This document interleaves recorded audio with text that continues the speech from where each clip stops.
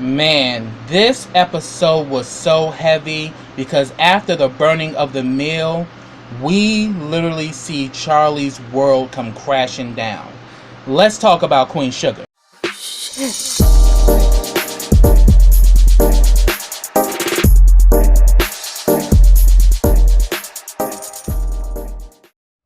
Hey, what's up everybody? Welcome back to KRS TV. This is your boy Kenny, and this is Queen Sugar Season 4 Episode 8, and the name of this episode is All the Borders. This was a very, very happy episode, and I'm going to try my best to keep everything together, but this episode was crazy. And it really just goes to show how evil people can be. So the episode opens up. Charlie is literally blown that her mill is on fire. We see that Kiki shows up to embrace Micah. We see that Romero is there with Charlie. And then we see that Ralph Angel shows up. And then, surprisingly, Nova shows up. And then pretty much Micah's like, yeah, I called her. She's still family, right? I'm like, see, sometimes I just be wanting to slap the shit out of Micah. Yeah, she's still family, but ain't nobody fucking with her, and that's the last person she want to see. But then Nova is concerned though, like, oh my God, I came off the tour as soon as I heard what happened. Pretty much the firefighter begins to talk to Charlie. Pretty much none of the fire dispatches went off, so pretty much they didn't even know that there was a fire until a civilian reported it. So obviously this shit was rigged. And they also found, accelerants throughout the mill. So they knew. So they pretty much told her that, yes, this was an arson. Somebody set fire to your mill. And then pretty much, once Charlie receives all this information, she tells Ralph Angel, let's go. And then Nova's like, look, you need to wait and let the professionals handle this. We shouldn't do anything rash. Charlie flipped the fuck out and was like, you are the last person to tell me that. And as far as we is concerned, there is no we. And both her and Ralph Angel walked off and paid Nova dust. So then we see what ends up happening. Charlie goes to see Francis, and she pretty much tells Ralph Angel, make sure nobody comes in this room. And he's like, I got you, Charlie. She goes up. So pretty much here it is. She goes to confront Francis, and pretty much Francis starts saying, oh, I heard. So she's like, bitch, save it. So that's what it is. You burned down my mill. And she's like, all of it. Hank Miller, Old World Energies and shit. I already know what's going on. They own you.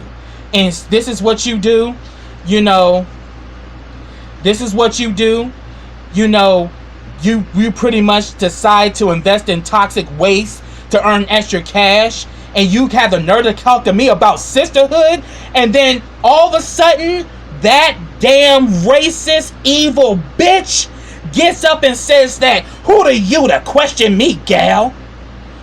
Like, Sugar has been the life of my family. There's nothing like seeing sugar cane being plucked from its roots, to be taken to the mill to be clean and to be shelved, and for it to come out pure as snow, as it should be. And she was like, oh, okay, there she is. I'm seeing you now, bitch. Now I know what is up. And she's like, she says that, look, I didn't burn down my mill, but I'm glad it happened. You need to be put in your place.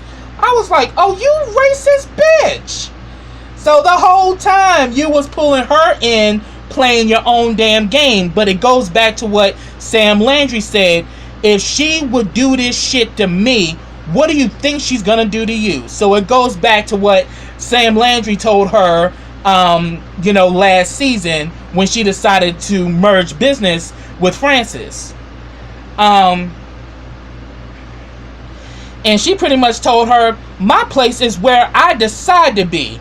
And she's like, you coming here to St. Joe with your fancy sports money and your sex scandal. You ain't nothing but a upstart mulatto gal and trying to be white. And I think that's your mother's fault. I'm like, bitch.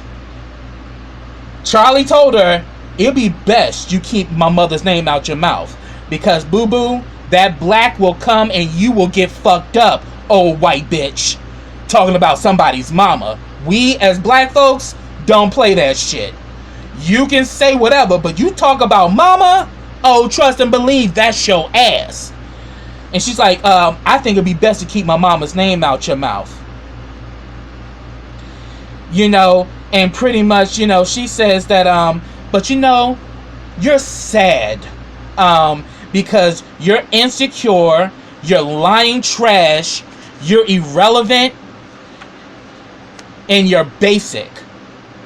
But the question is, why even do this in the name of sisterhood if that wasn't really your intentions? And she said the same reason why you did it. It's the art of war. Keep your friends close and keep your enemies closer. And she's like, oh, so that's why you sent Jacob after me with his weak ass advances? She says, Jacob, you know, Jacob and Sam have always tried to dilute our bloodlines. You know, that was of his own weakness. You know, I had nothing to do with that. But him and Sam have always tried to dilute our bloodlines, but they always come home in the end. I'm like, and she's like, do you even hear yourself, bitch? You're outdated, you're basic, and you're blind, and it's sad. And I almost feel sorry for you. Almost. And she pretty much leaves and gets in the car with Ralph Angel. Ralph Angel then taped a whole damn conversation with Frances. But yet Frances never actually admitted that she had the mill burnt down. But yet it does expose her as being a true die-hard racist white bitch. Yeah, she screamed that and clear, calling her gal and shit. I'm like, oh really, bitch? You really think you still on the plantations with your decrepit old looking ass? All right, let's keep it moving. So pretty much Charlie has a town meeting with the farmers, and I am going to say this here: these farmers ain't shit. Again, these farmers ain't shit. Charlie has rolled over time and time again for them, but once they get a whiff of trouble, they are quick to walk away from her. Soon as that whole scandal broke out about, you know, back, I think it was season 1, I think, or season 2. Yeah, I think it was season 2, when they start spreading the rumors about Charlie's mill and that her equipment wasn't up to par. They all started backing away from Charlie, believing the rumors. The only person that actually went to use the mill was Ralph Angel, but the rest of the farmers believed the bullshit. And here it is, her fucking mill got vandalized and destroyed, and she needs your support more than ever, and you motherfuckers want to sit back and think about yourselves? After all she's done, after she has negotiated deal after deal to give you a fair shake of your profits from your land, and this is how you repay her? You bitch ass motherfuckers, I was so pissed off with that. It really pissed me off. Cause then they mad because they ain't gonna be able to make no money. But what do you think it puts Charlie? It took her whole business. I mean, Charlie got money because Charlie is filthy rich. But, you know, this community was about, her project was about securing her father's land and securing the land of his friends and his counterparts and the people that he shared, you know, some of his deep connections with as far as farming. And all of a sudden, you know, Ralph Angel interjects this. He says that it seems to me all y'all care about is money. All I care about is keeping people working. You know, that's our mission. And then the next thing you know, we see all these punk ass farmers literally leaving out the diner, leaving Charlie and Ralph Angel to themselves. And then Prosper says that, look, I will talk to them, but I'm going to let you know it ain't going to be easy. I'm like, fuck them. Charlie, if you were to get on a plane right now, you and Mike, and say y'all leaving St. Joe's and y'all not looking back, I wouldn't blame you, bitch. Because these damn black farmers are ungrateful. You have been the only one sticking your neck on the line for them, taking attack, facing some of the worst opposition for their behalf, and they walk away in the first sign of trouble. Instead of them being loyal to Charlie, they just pretty much just left her on her own. And then we see later on, Aunt Vi decides to throw a family dinner, after everything that's happened, and Deisha tells Charlie that you have to get solid proof if you're gonna try to prosecute this, that the Landrys and the Boudreaux, were involved in this, and Old World Energy was behind the arson. Yeah, we all probably know they definitely had something to do with it, but you have no solid proof, and with that, you don't have a case. And even though Ralph Angel brought up the recording, she says that, the recording proves that she's a racist bitch, but she didn't admit that she set the mill on fire. So, you really don't have any proof. And Charlie is literally trying to pull, ideas from different places, and nothing is coming together.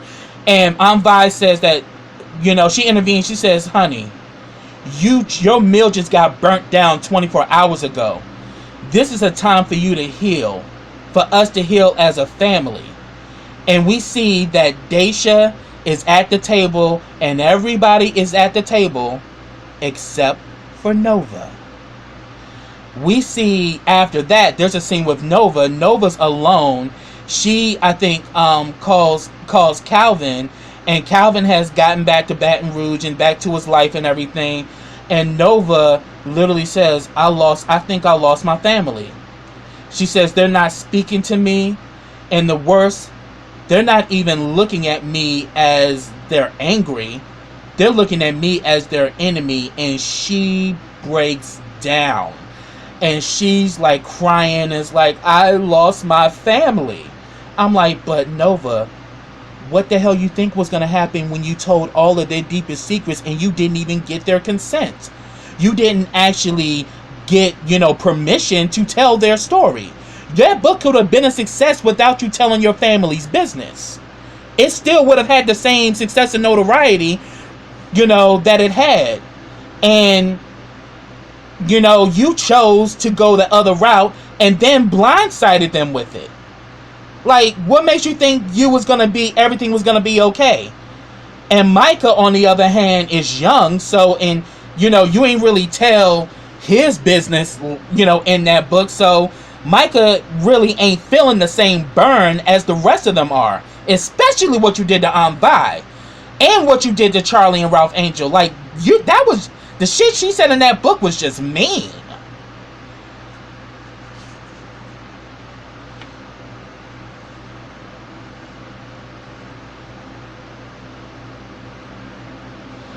Oh, yes. And I also wanted to mention there was also a scene between Aunt Vi and Sam Landry. And I'm like, oh, wow. I knew they knew of each other, but I didn't think they knew each other. And she pretty much tells Sam Landry, it's about time for you to pay back that favor. Because he even says that, look, I would never do anything like this to hurt you or your family. That's not my style. Yeah, I'm a shrewd businessman and I can be cutthroat, but I'm never this sinister. But she pretty much says that you owe me this favor, Sam. What I'm gonna need you to do is to call those dogs off of my family, because Charlie's world literally just got sucked away from her after what happened, and I'm gonna need you to make this right. And he says, okay, I'll try, but it's kind of out of my hands. She says, don't try, do it. So I'm like, what's going on between Vi and Sam? Was there like a little liaison going on between them back in the day? Like, what's really popping off? Because later on we see that Charlie goes to the mill. She cleans up some of the stuff, and she actually goes and sees the Queen Sugar sign and look and see that it's all in this rubble, and she breaks down crying. Like, my heart sank for Charlie, because I'm like, this woman has done any and everything, and yet she continues to get knocked down, and she continues to get the worst of the worst. But Charlie is like one of the strongest in that family. Like, she is like the determined, businesswoman that is not gonna be turned around. And then we see that Sam Landry shows up, and pretty much she's like, what the hell are you doing here? And he says, I'm here to pay my respects. And she's like, you don't know the meaning of that word. And he says that, look, I warned you about my sister. And she says, and she says that, look, old world energy, he lets her know, like, look, I will never physically hurt you or your family. That's, not like this. And she pretty much says, I don't believe a word that comes out of your mouth. Just leave me the hell alone. And Sam walks away. So we got that going on. And then we get a scene where Aunt Vi prays for the entire family. And I was like, Vi, don't be playing with God now. But then she says that, I miss that stubborn child, but I can't with her right now. I just can't. But I ask that you protect her, help her understand the wrongs that she's caused, and to bless her, Lord. So even though, it goes to fact what Calvin said was right. That, yeah, you don't turn off love. Like, they still love her, they don't want to fuck with her. They don't like her ass at this point. And in Vi's prayer, she said that I can't with her right now, but I miss that stubborn child. She still loves Nova. Just like Charlie, Ralph Angel, and everybody. They all still love Nova, but they don't want nothing to do with Nova because Nova literally threw their asses under the bus for a buck. So I get it. And that was a very touching moment to show that Vi still has a place in her heart for Nova, even though Nova literally turned her world upside down. And then we also finally see that Hollywood finally comes home, and she's happy to see Hollywood, but you can definitely still tell Violet is still dealing with those issues. I mean, Jimmy Dale must have did something terrible, awful, that even after all this time, she still can't fully embrace and love the love of her life. Because she ain't gonna never find another man like Hollywood. Hollywood will roll over backwards for Vi. And Vi right now is pushing him away. So I'm like, when is she gonna finally tell everything as to why she's so shaken up? Because we know that when it comes down to Vi will hold a secret like Fort Knox holds gold. She will hold a secret for dear life, and it literally takes her a lot to share some secret shit. So I'm just waiting for her to finally come through and speak out what really is that pain. So then we get a scene where finally Calvin comes up to meet up with Nova, and Micah shows up. And Micah definitely knows about Calvin because he's in the books. He's like, oh, you're the cop? And then we just see that Micah has some resistance immediately because he's a cop and he's a white man. So he pretty much says that he's going to go take care of some business or whatever. And he leaves, and you can just look at Micah's face. Micah is pissed. So the one ally you had, now that's up for question because Micah lets Nova have it. He's pretty much like, oh, so you mean to tell me you back with him? Have you been with him this whole time? She says, no, we just ran into each other when I was in Philly. And she's saying, so you mean to tell me you're trying to get back with him, a person who abuses black and brown people? And she says, but Calvin's not like that. And she says that the question is, did he watch other officers do that? you know, and she's like, that's not Calvin. I know his heart, you know. And he says, so he was like, you know, so do you know if he sat idly behind while watching others get abused? And I was just like, man, now your one ally, which was Micah, is now up to question, because now that you brought back Calvin into the mix, oh, he feels some kind of way. And we see later on, Nova actually confronts Calvin and asks him, have you ever abused black and brown people when you were a cop? He tells her no. And then she asks him, have you sat by idly while others did it? And he said yes. He said that, yeah, I was a cop and I did watch other, you know, officers abuse black and brown people, and I sat back and did nothing. And I was so against it, but I didn't do anything. And for that, it makes me a coward, which is why I left, you know, which is one of the reasons why I left being a police officer, you know, because he comes from a lineage of police officers. So him being a police officer was everything. So he probably did see a lot of bullshit go down, and he allowed it to happen because he was just proud to be a cop. But not really, you know, really going after the fact that a lot of these cops are unjust of how they treat the black community and people of brown and black skin.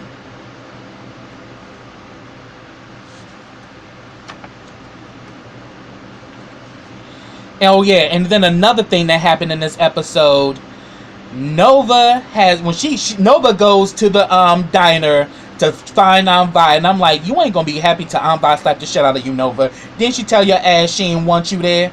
But she's trying to reconnect with them, but she ends up meeting up with Prosper. And Prosper sits down and pretty much says, and he pretty much lets her know, well, you know that story you told about when your daddy was digging and all of that? You really didn't get all the facts straight. Because one thing you need to understand, Nova, before he was your daddy, he was my best friend. So I know everything.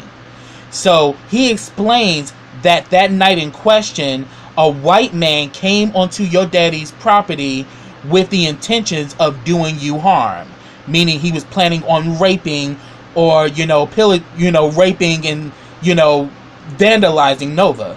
And he says your father found the man and beat him damn near to the end of his life. And the only thing that stopped him was your mother singing to Ralph Angel. So at the time, Ralph Angel was pretty much like, because around this time, we saw how their ages were at the time in the beginning of season 4. Ralph Angel's like maybe 3 or 4, and Charlie and Nova are a lot older, and he pretty much tells them that, look, your father was about to beat this man to death, and the only thing that stopped him was hearing your mother sing to Ralph Angel. And and she's like, yeah, mom did have a beautiful voice. And he said, so what he ended up doing was that he ended up taking that man to the hospital. He dropped him off. That man never came back on the land, and none of his friends came back on the land. And what ended up happening was when he was digging his anger. He was digging his pain. He was digging his frustration. And what he buried was his bloody shirt and the bloody bat that he used. That's what he was burying. So here it is, bitch. You done put it out there thinking that your father got dead bodies on the land, and he ain't killed nobody. He almost did. But now you done put it out there, which now making people question what's really going on. So Nova's face got cracked, and Prosper got her completely together.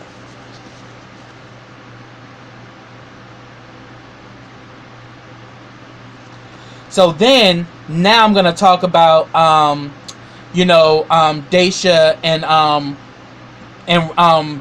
and Ralph Angel. They have a discussion about his re-entry evaluation, and then we see that Darla actually watches the mill being on fire on television, you could have just called, but I think she called and left a message. So she decides to go over there and pop up. He's over there with Daisha, and you can tell Darla felt some kind of way. And I'm like, Darla, you bitch. I mean, I feel for Darla, but I'm like, honey, he moved on, and you need to do the same. Like, you got a man who want to get with you, but you too busy trying to get Ralph Angel back on your bullshit. So she pretty much says, look, I saw the mill on the news, and you know, I just came here to see if you're okay. He's like, I'm doing good. And she's like, well, how's Charlie and the family? He's like, everybody's doing all right, everybody's fine. And you can just tell that Darla felt some kind of way.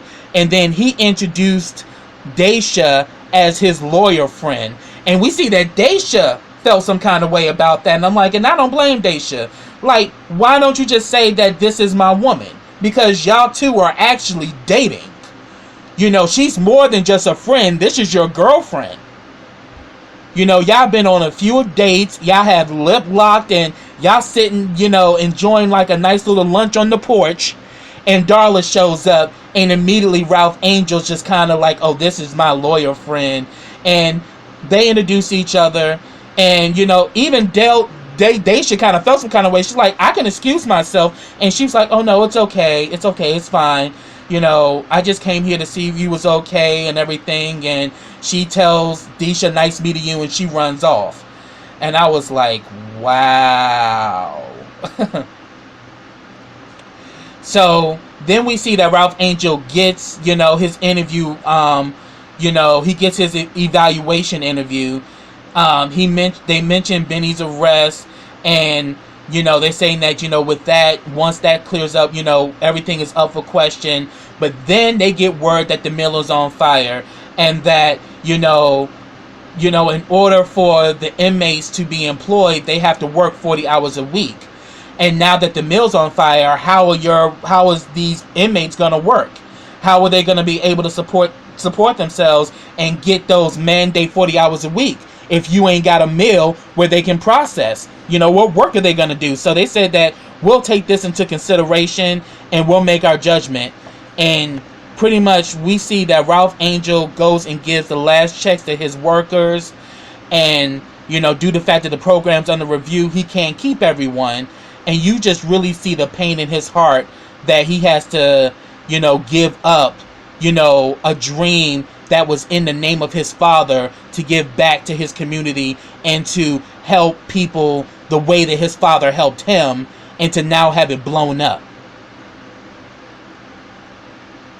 And then we see that Ralph Angel has this very deep emotional moment with Daisha, and he was saying that he had to let the workers go and it was so hard. But Daisha was saying that, look, you know, things can actually turn around, so don't give up hope. And he was just saying that, I really just don't get it, how some people are so blessed and then some people are just cursed. You know, kind of referring to her, that she's blessed. But she decided to school him. She says, she talked about being a single mother, going to law school because her baby daddy abandoned her. You know, so here it is, she's with a 6-month baby, you know, going through law school, and that she lost a great job due to the fact that she was overworked and exhausted, you know. But she says that you have a choice. You can let pain hinder you, or you can let it drive you. And she says, I know you're in pain, baby, but you got to let this pain drive you. And we see that Ralph Angel, the tears are falling from his eyes, and I'm like, I literally was just, my heart ached for my brother Ralph Angel, because he really is trying to do the right thing. And it's like, you constantly feel that there's always curveballs being thrown at you, throwing you off your game. Trust and believe, being a black man, I definitely know what he's feeling. And, you know, being a man, period, you know, regardless whether you're black or white, you know, being a man is tough. It really is, you know. And, you know, a lot of times, yeah, life is going to throw you curveballs. So that's why you have to be strong. And you have to let that pain and that anger drive you to do great things versus being hindered by it. Um, so pretty much, she comforts Ralph Angel, and then he asks her, "Can you stay with me tonight?" And she agrees.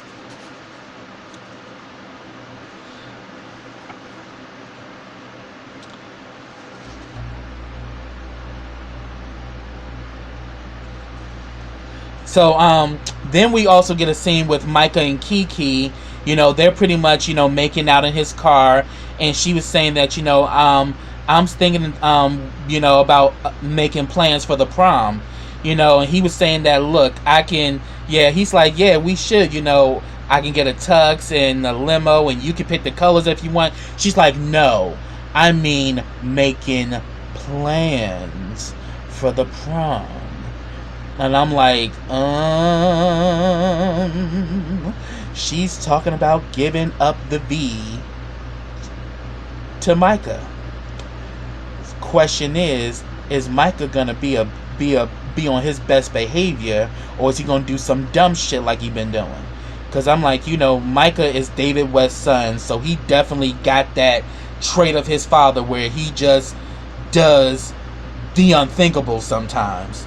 Like when he called Nova, but then now you mad at Nova because Nova's now messing around with Calvin. So pretty much we saw that go on. Now this situation really made me feel some kind of way. Here it is, Ralph Angel is in bed with Daisha. They done made love, and they are just sleeping all peacefully. And then this damn Darla gonna call him the middle of the night. He literally gets out of the bed and goes into the other room to talk to Darla. And she was saying, oh, I'm just checking to see how you were doing. I figured you probably may be going through it. And he's like, I'm doing okay. And then she talks about Blue and all that. I'm like, boo-boo, your ass could have waited in the morning time to do that shit. And you gonna call him in the middle of the night, I'm like, see, Darla right now is literally spiraling out of control. And instead of her calling Marlene, she's trying to handle it, but really she can't. And I really am afraid for Darla at this point, because just one thing can really send her back to her addictions. And because she's not following protocol like she's supposed to, she's just spiraling out of control, and she's trying to get Ralph Angel and try to suck him back into her shit. So yeah, I'm so over it. So then we see that Charlie literally is just going through it. She's at home. She can't sleep. She can't think. She can't do anything. And then all of a sudden she gets a knock on the door, and it's Romero. Romero then found the article about the two farmers who lost their lives, and he made the connection that it happened, on Ralph, on the family's land, and that Charlie was the one responsible. And he literally comes in being extremely judgmental. I'm like, first of all, Romero, there's a lot more to that story than meets the eye. But he was like, why wouldn't you tell me this? Innocent people lost their lives, and it's all because of you and all of this shit. And I'm like, first of all, bruh, it's more to it than it's not like Charlie was malicious in that situation. She was new to the town. They were trying to warn her that these hurricanes are no joke. We need to send people home now. But she wanted to get the rest of the seed planted. So she says, once y'all done with the seed planting, y'all can go home. And what happened, she made everybody stay. And what ended up happening, the other guys were able to get home. They caught the bus and all of that. But the two of them got really messed up by the hurricane, and they both ended up dying on their land. And it was an honest mistake. And she says that I will live with that for the rest of my life. And he pretty much saying, but these innocent men lost their lives. Is this really the kind of person you are? And then Charlie just looked at him and was like, well, yeah, I guess I am. Because Charlie is just had it. She done been through enough, and then Romero gonna come up in there with that bullshit. Now I understand where Romero's coming from. that, yeah, you knew this whole time and you didn't tell me, but this is something that she's going to have to live with forever, and it's not something she's proud of. It's not something that she intentionally did. She was ignorant to the environment because she was new to St. Joe. And her being a businesswoman, she's very confident and didn't want nobody telling her what to do. But they were kind of letting her know, you need to send them home because these hurricanes are vicious. And it wasn't until that moment that she realized that, wow, I literally put my foot in my mouth and now 2 men are dead because of my bad judgment. But that's where it ended. And then, you know, Romero just ended up leaving. So I'm thinking that's the end of their relationship. So I'm like, damn. So she lost her job, her man, and her farmers all within 24 hours. So literally Charlie is hitting rock bottom at this point. And it's really sad. Because Charlie is the most noble, the most hardworking, and the most dedicated person, you know, in that family. And yet she gets all of the bumps, all of the bruises, and all of the knockdowns. And I literally felt for Charlie this episode because Charlie went through hell. And I'm just rooting that Charlie finds a way to get back up and she pretty much makes a winner out of this whole situation. So that's what I have, y'all. If I missed anything, put it down in the comments. I'd love to talk to you about it. Subscribe to my channel. Click that bell so you get notifications every time I drop a video. Also, check out some of my other fellow YouTubers. My sister Kayla from Rambling Reviews. Her and her mother Valerie, they do great reviews of Queen Sugar. And they have very good chemistry. So check them out. Also check out my fam Lynette and Stanley from Random TV Reviews. Also check out James Caldwell and Miss Honey. You know, they do phenomenal reviews of Queen Sugar. So definitely check them out. You know, they're definitely my faves. I watch them every week, you know, with every episode that they do. And I'm huge fans of them. And definitely, you know, you should definitely subscribe to their channels and, you know, show them some love and support. So, you know, subscribe to my channel. Click that bell so you get notifications every time I drop a video. Also, follow me on all of my social platforms. I have them all linked in the description box. Also, like this video, comment on this video, and share this video. And I will be back with the next episode of Queen Sugar. So until next time, everybody, take care.